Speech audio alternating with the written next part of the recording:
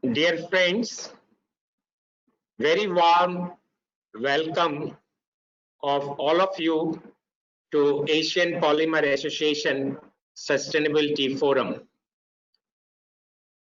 APA Sustainability Forum has organized a mini lecture series of eminent scientists and technologists to share their research work on polymer material sustainability.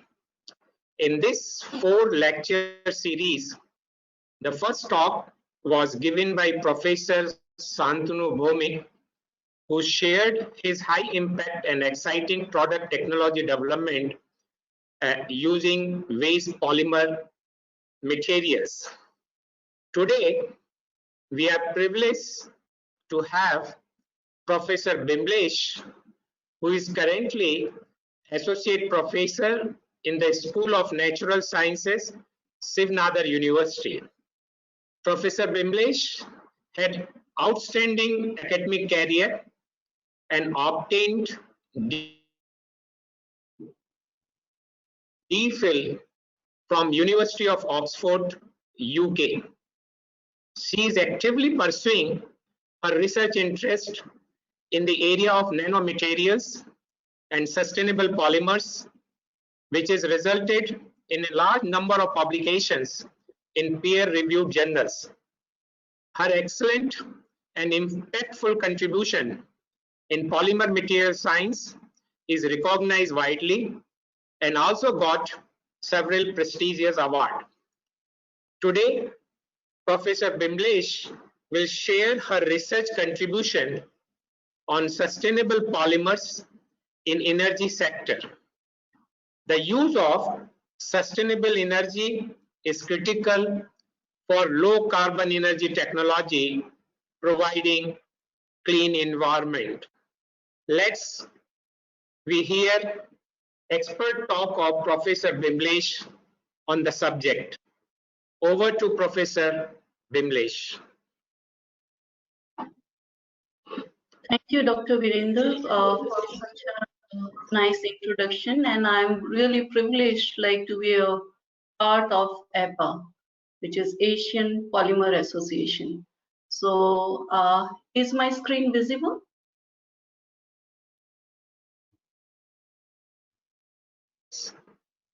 Yeah, please, ma'am. Okay. So now I'm taking it to the presentation mode. Okay. Thank you. So today I will be discussing about sustainable polymers for energy sector and what is the Indian scenario relevance to it. If you see the material research group at SNU, which I'm working on, is working on the tenets of green chemistry principles, which are 12, and there are additional which are cropping up as we are approaching more towards the sustainable development. So today I will be talking about this energy sector, and if you see, there are big mountains which are of sulfur, and that's what is the green component into today's talk. So just to give you a brief overview, because I understand there are many students are also might be listening to this presentation. So the question is why renewable and waste derived sources?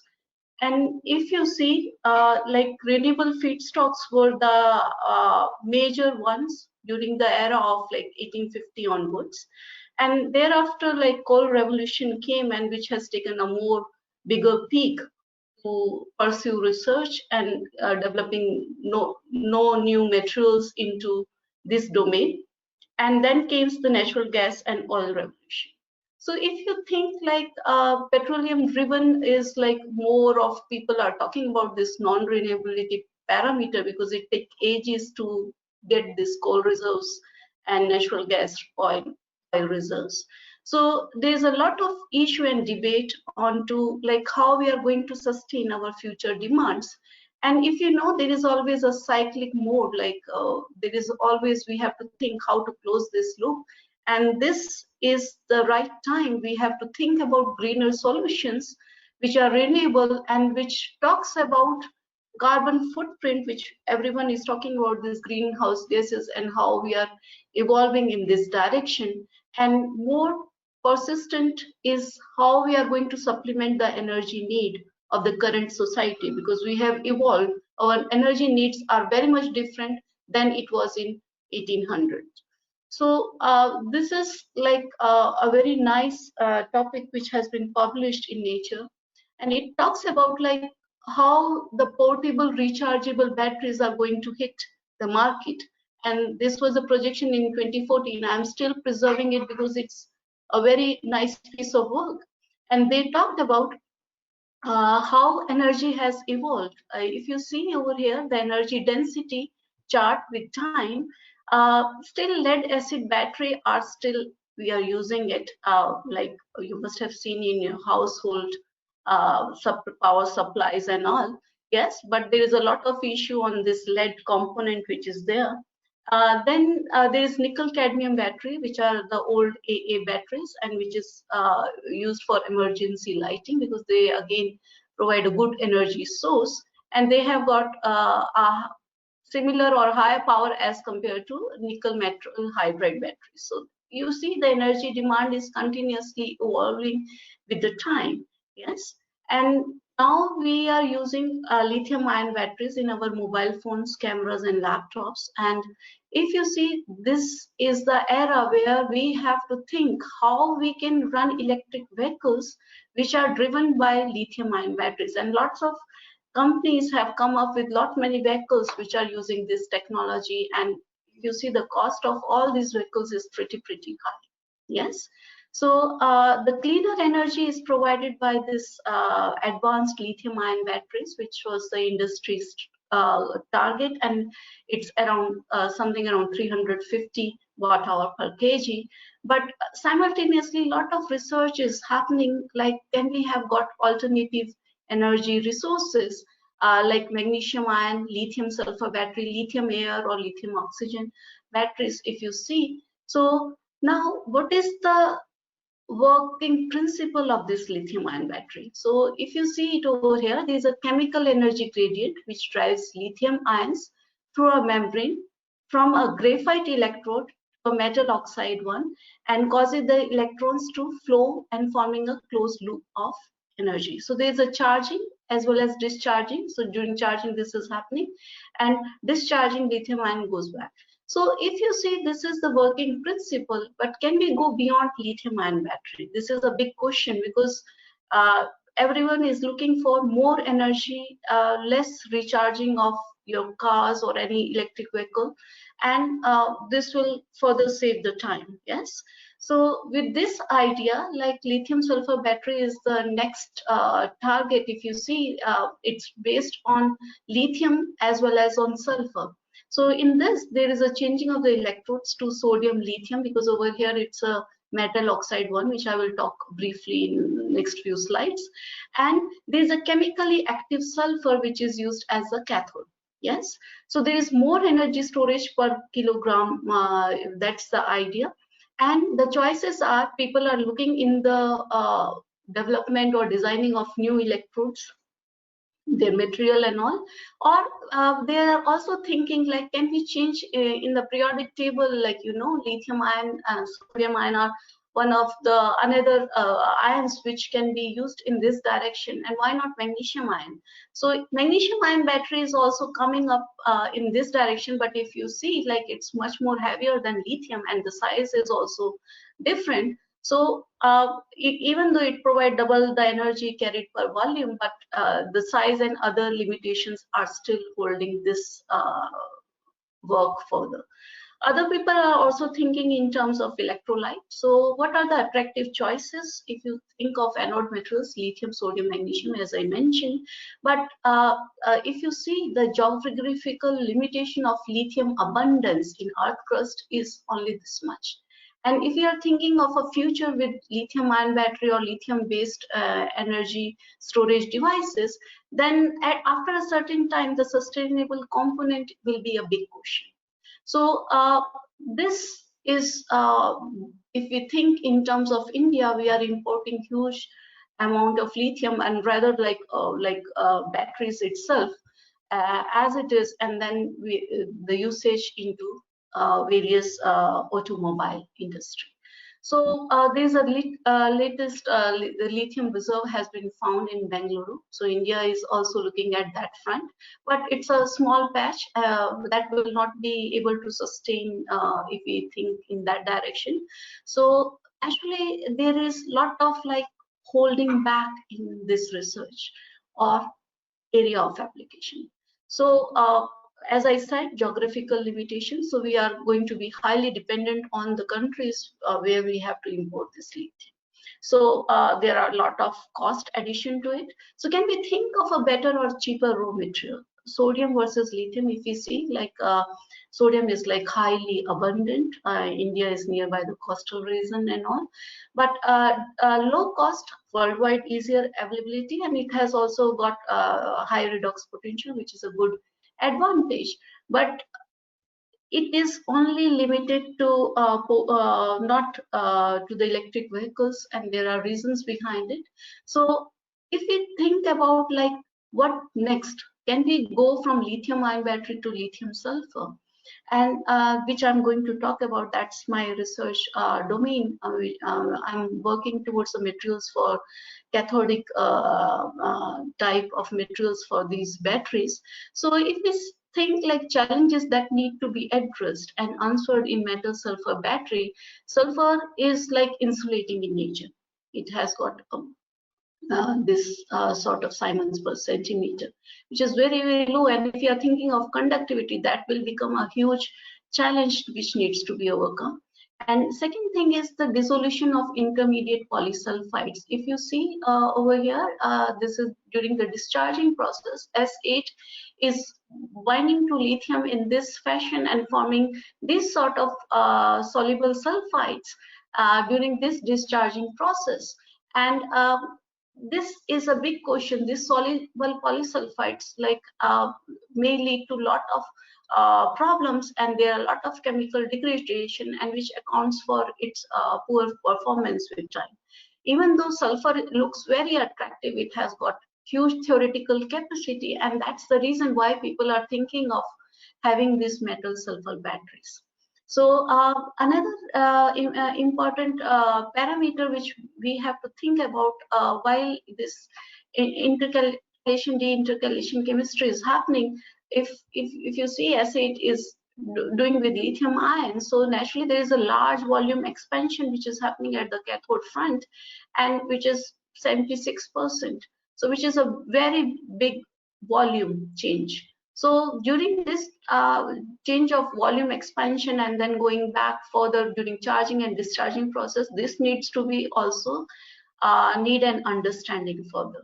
So other people have thought about, can it be overcome like by nano confinement, and we'll start using like mesoporous carbons which can act as a storehouse for this sulfur, whether into nano or bulk form, or also in covalent frameworks. COFs and MOFs are also being utilized in this direction. So if you think about this lithium ion batteries, so we need a solution for a better battery, because you must have heard about like there are safety issues, raw materials which I have already mentioned, like metal cobalt oxide which has been used. The cost is very high. Again, cobalt reserves in India is another challenge. So if we replace like lithium ion batteries giving us this much of power, if it is lithium sulfur, these are the theoretical values, which is pretty high, very encouraging.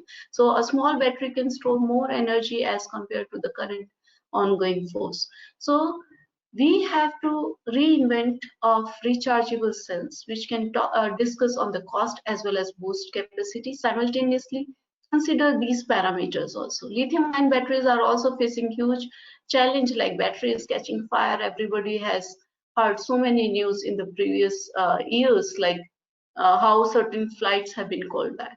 So now in metal sulfur battery, I'm a chemist. So how I look into this direction, if you see, which you have learned in your earlier school levels, conventional vulcanization is nothing but this is like isoprene which has been polymerized to polyisoprene. And if you see, you take S8, which is sulfur, it forms this sort of cross links. Yes. So this is conventional vulcanization, and Charles Goodyear, he's also called as the father of vulcanization. He is like really made this world of rubber into a new everyday use market. Yes. So that's what has happened. But what is inverse vulcanization? Inverse vulcanization, if you think like over here, there is carbon based linkers. Over here, in this one, it's a sulfur based linkers. You are using small quantity of sulfur for doing this. Now in inverse vulcanization, you are using small amount of carbon based linkers, and elemental sulfur weightage is really, really high. So the reaction is happening in an inverse fashion, so that's why it's called inverse vulcanization. And if we think of sulfur, sulfur is a huge industrial waste. If you think like worldwide, it's 70 million ton per annum, abundantly available, and it's majorly used for producing certain chemicals, sulfuric acid and other small components, but its usage is into various products is pretty less than its production. So it's obtained from desulfurization of the fuel. And this is, you must have heard like petrol, which is like sulfur free and all. That's what people are doing, desulfurization process to remove sulfur, because sulfur is again like after burning sulfur dioxide gas, which is a greenhouse gas and all. So there are typical questions onto it. So desulfurization is the active process, and a lot of sulfur is being generated, and it's a very low cost, abundantly available material, and it has got high theoretical capacity, which I have already mentioned. So this is what is the worldwide scenario. In India, this is the status. Currently, I have taken this one from Reliance Industries. So when we look in other term like cardinol, I'm now shifting the topic like what sort of carbon linkers we can use. So cardinol is a cashew nut industry agro waste. Okay, it's a waste. It has people started using this waste. It's a phenolic oil, and it started using in paints and forming brake pad materials and all. So India is one of the leading producer in this direction. It's a very low cost, non-toxic, with annual production is as high as this. It has got lots of double bonds. If you see in the structure, which is similar to like polyisoprene, that's a polymer, but this is just a monomer, and it has got double bonds as 1, 2, or 3, depending upon what structure you have, and it has got very high thermal stable structure. So now the problems associated with lithium sulfur battery, which I have mentioned it, this dissolution parameter, which is called polysulfide shuttle effect, and discharge deposits onto the electrodes, which again affects battery performance. And this is what is happening, the volume expansion, lithiation and delithiation is happening. So during the lithiation, this volume expansion, but when it delithiates during charging discharging process, then it forms this sort of cracks, and after a certain time it's not going to sustain the battery. So if you see in this mechanical integrity of a pure sulfur based device is not good, lots of crack develop. But when we use some sort of cardinol copolymer with it, S90 is the sulfur incorporation, it's able to sustain that, structural integrity is retained. So copolymer cathodes is the way forward, and these are the lessons. If you think like making a cough MOF, it's a lot of energy intensive, and carbon footprint will be a question there. But if we have got something utilization of this industrial waste, this is elemental sulfur, and we have got this agro waste, which is cardinol, and this is the cashew nut shell. We are not encroaching onto the cashew. It is the shell from which it undergoes a processing, from where we get this sort of phenolic lipid out of it. Yes, so conductivity has been resolved by using some sort of conductive filler like RG or multi-wall nanotubes and all. That's what we are doing it.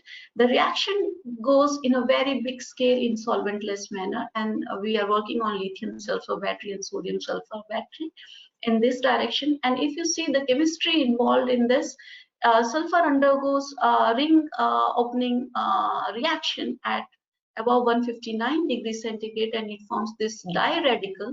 Yes, and if you heat it further, it start polymerizing with its own chain by doing coupling reaction and all, and it leads to the formation of this polysulfane diradical. And if you understand, like, this is an equilibrium reaction, and the main idea drives this reaction in forward direction only if we have got some good cross linker with it. So if you see, like I have mentioned this cardinal, so this is the component. It has got H here. I cannot use for radical chemistry. So that's how, like, we are already working on benzoxazine chemistry. It's a benzoxazine congener. So if you look in this structure, this OH has been removed, and you have got double bonds. Reaction can happen at this end. At the benzylic position, reaction can happen. Yes, over here and here. The reaction can happen at these positions also, at oxazine ring position, and there is a simultaneously ring opening polymerization as well as thioine polymerization which can happen. So these reactions can happen concomitantly, and as a result of this, sulfur is bound to these structures up to the weight percent of 90%. No solvent is required, so it's a very quick reaction. So that's how we are doing it. I'm also going to talk about, like, how flame resistance lithium sulfur battery, what people are doing in this direction. So if you see it over here, these are the issues.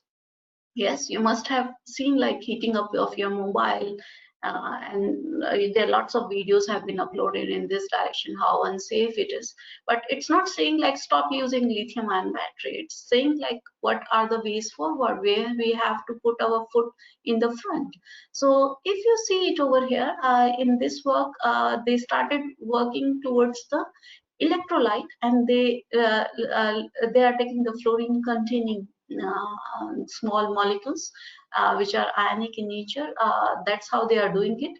Other people started using phosphor based sulfur container with organic molecules. So the idea is, like, when it catch fire, it has got the capability of self extinguishing. So that was the idea. People are looking for phosphorus based and the halogen based. But if you know, halogen free flame retardant is the key feature. And if you see many polymers which are there, people talk about it should be halogen free. Yes. So there are lots of research articles. You may Google it up. So one of my student was working in this direction, and as I mentioned, we work on benzoxazine chemistry. And what he was looking is, like, binding this phosphazine core with this cardinal. And if you see, this OH can react with the nucleophilic reaction, nucleophilic substitution reaction, and it leads to the presence of this sort of chemically bound cardinal onto this, like 6 such units bound onto it. And we found, like, it has got the tendency to self-extinguish. Okay, so this is without the phosphazine core. This is the neat polybenzoxazine. So it has nothing is left, so it's burning vigorously, and there's a lot of flame drippings, which is not good. So these are the characteristics. But if you see, like, the phosphazine based one, like, has got intermittent char, and also the smoke liberated is pretty low. So this was the idea, and we have taken it further to another structure, eugenol, which is obtained from the clove oil.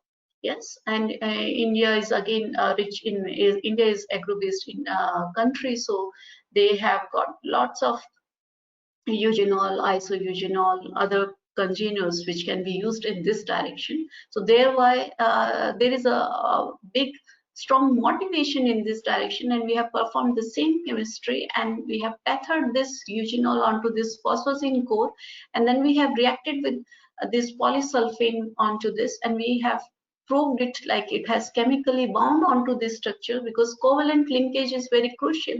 If it is not covalently linked, then your device may not perform as efficient as we are looking in this direction. So otherwise there will be lots of localized active materials lying here and there, heterogeneity in the device. So once we have done it, so we looked at the flame retardant performance of these devices. First we looked at, in terms of polymers, how polymer is behaving. So this is the neat sulfur, and this is with the phosphazine containing structure which I've talked about, with 90% cross-linker and sulfur 10%, and slowly we have increased it to that quantity. And then after burning it, we found like this one is leaving very little char, as we are seeing from the picture. This one is leaving more, and slowly it's increasing. So what was the reason behind this? If you see it over here, this is specific ignition time, specific self-extinguishing time, and the limiting oxygen index are the key parameters when you talk about flame retardants. So these values have been determined. If you see, like sulfur has got very low, nothing is left, so that's called the char yield. And if you see, like the char yield is increasing with more of phosphazine structure incorporation along with the sulfur, so there is a trade-off. Are you seeing it? So naturally this one is having like a specific ignition time of that value, but simultaneously, if you see, it has got 50% loading of sulfur. So we want a high loading of sulfur because we want a high theoretical capacity of the device, and we want it to be self-extinguishing. So just to, I'm clicking one video over here. So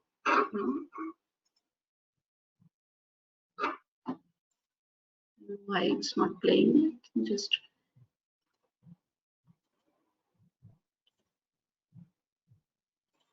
sorry about this. Let me, yeah, this is better.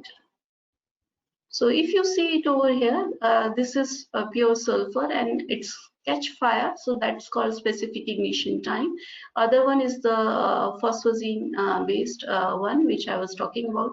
See, it's burning with a very blue flame, and you know blue flame is very bad, but this one is on the yellow side, which is showing like it has got flame retardance behavior. And if you see it over here, the self-extinguishing time, this extinguished within 107 seconds per gram. It's by weight we have determined it, but sulfur, if you see, is still burning with the blue flame.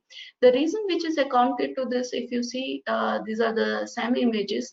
So after burning the polymer, it forms this intumescent char, which has got the potential to minimize this sort of like going into haphazard way and leading to more accident. And this is the reason like phosphazine is one of the big buyer in fire retardant polymers. So with this idea, like we have got the device made. I've talked about like Cardinal 1. We have also worked on this eugenol base, and we have incorporated little bit of RGO into these structures. We are also working RGO free work also.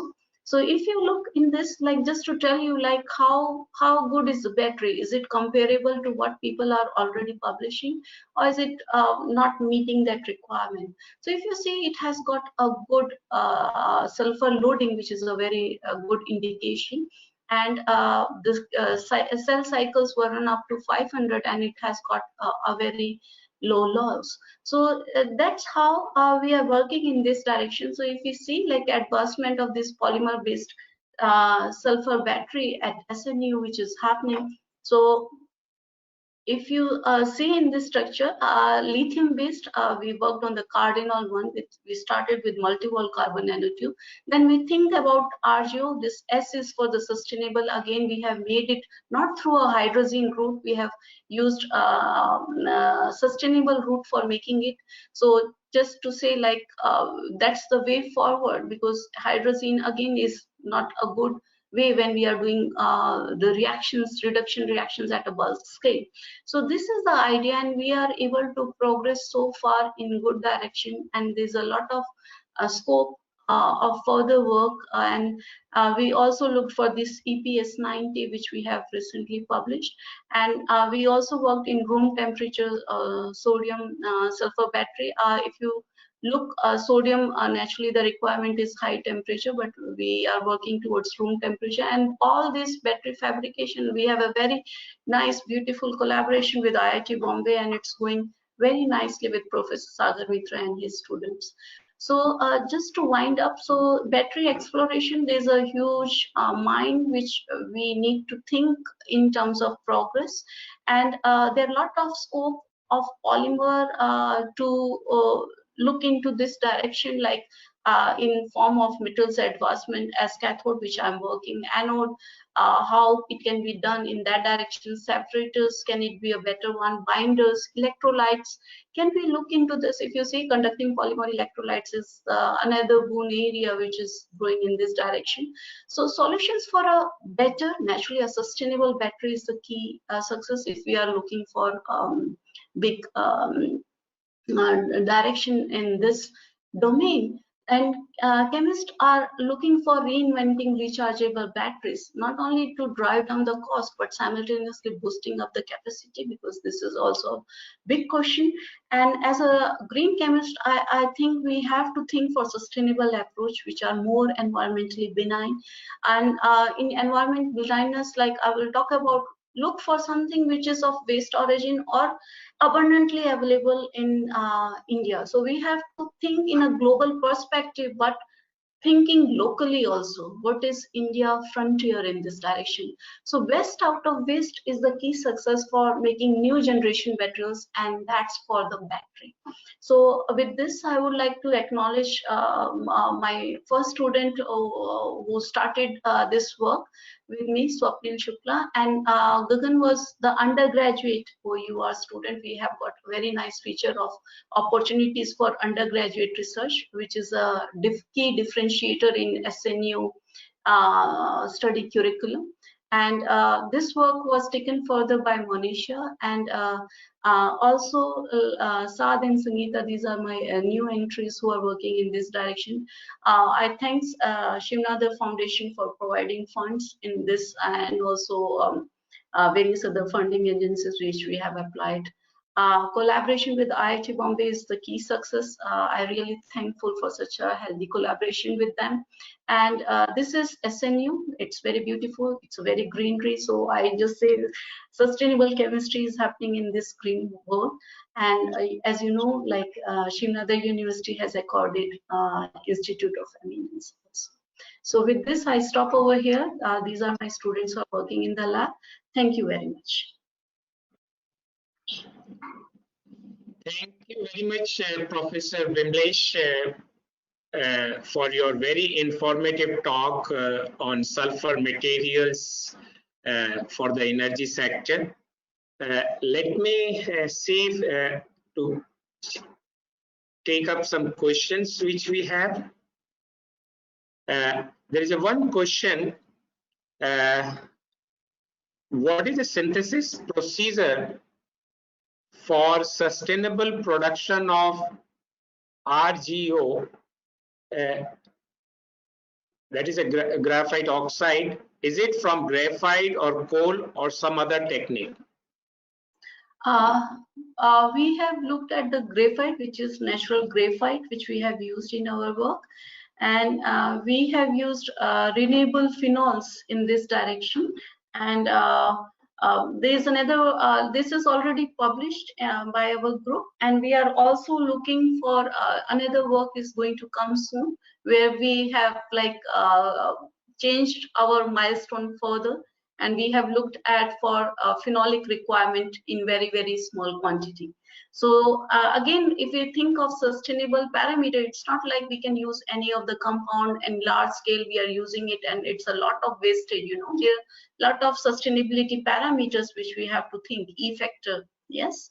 So in this direction, we are also going to publish soon another work domain where we have reduced this phenolic requirement to a substantially low value, yes, with a minimal wastage.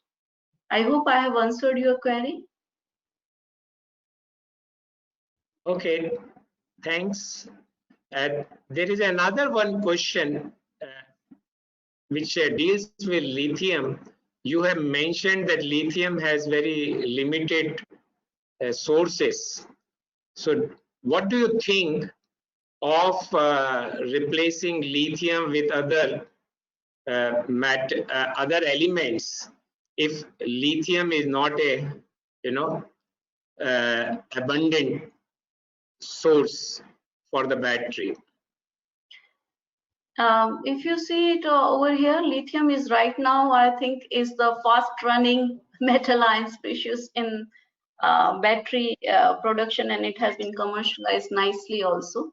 So, but there's a way forward, as I have mentioned, like sodium and magnesium are another congeners which we have to think and start moving. And there are lots of like zinc air battery people are working on. Aluminium is also another metal ion which people are looking at. And if you know, India has got huge bauxite reserves.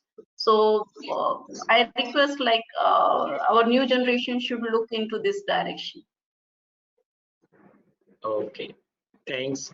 Let me just, although many questions are coming, but we have a limited time. So I will pick up another one question, which is more from the economic point of view. What are the cost implication in polymer batteries? If you see, the area which we are working on is using a cardinal mainly. India is rich in that, and it's a small quantity which we are using right now. And if you see, if we buy it in big drums right now, it's very nicely provided by another person to us free of cost. But if you see, the cost is very, very low. And if it is in high tonnage, people are in India are exporting it to other countries. So I think we have to find the utilization within India. It's very cheaply available. Okay, and Professor Bimbles, we have few more questions, but we will forward to you, and you can respond back. And once again, Professor Wimblish, we thank you very much for your exciting and very informative talk on sulfur-based material for energy sector. And sulfur is going to be an important sustainable choice of materials, I believe, in the battery sectors in coming years. And energy is a key driver for our agriculture, industries, and service sector that will influence the economic development. And a fine balance of environmental sustainability with necessary economic development need to be kept in mind for developing the technology. And your talk on polymer material development based on sulfur will ignite the mind in India and also in a different part of the world to look this area for developing the sustainable technologies for battery applications. So once again, thank you for your very informative talk. And also, I want to thank all our participants who have taken time out for attending this very informative and scientific talk. I want to further add that in our expert fourth lecture series, the third talk will be given by Professor Sri Ram Ramakrishna, who is among the top 3 impactful authors at the National University of Singapore in coming week. And his talk will be on circularity and sustainability of plastic. He will share his work and views on the subject. So once again, thanks all of you, and look forward to meet you again in coming week to listen exciting talk of Professor Sri Ram Ramakrishna. Thanks to everyone. Thank you. Thanks.